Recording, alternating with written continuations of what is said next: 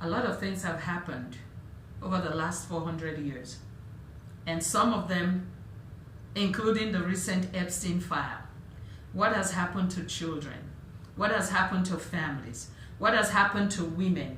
What has happened to orphans? What has happened to widowers? What has happened to minorities? What has happened in this land that God gave us? What a beautiful world God made in Genesis 1, and look at what we've done with it. Another 400 years have come and gone.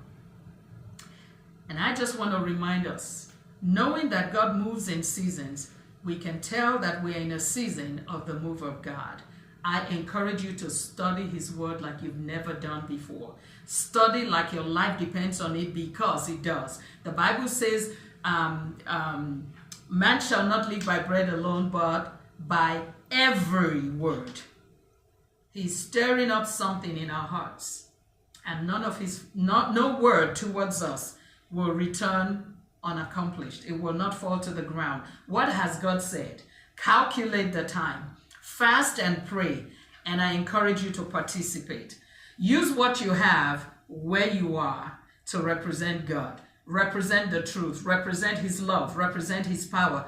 Do the right thing. The Bible says the righteous, when the righteous is in power, the people rejoice, and when the unrighteous is in power, the people mourn.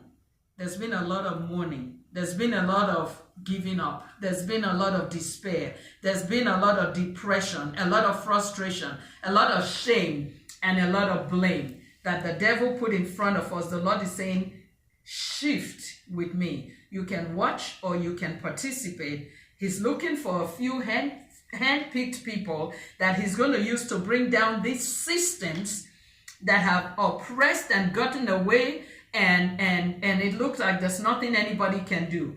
I have seen a little wound on a pinky take down a whole chief of a community in Africa.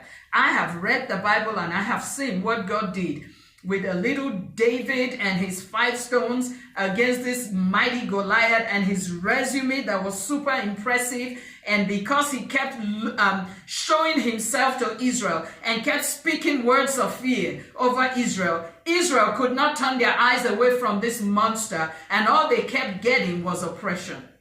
Until David, who had been unfortunately ridiculed, pushed to the sidelines, not knowing that that was his salvation and the salvation of Israel, came out again in obedience to the call of his father to go feed those who were more qualified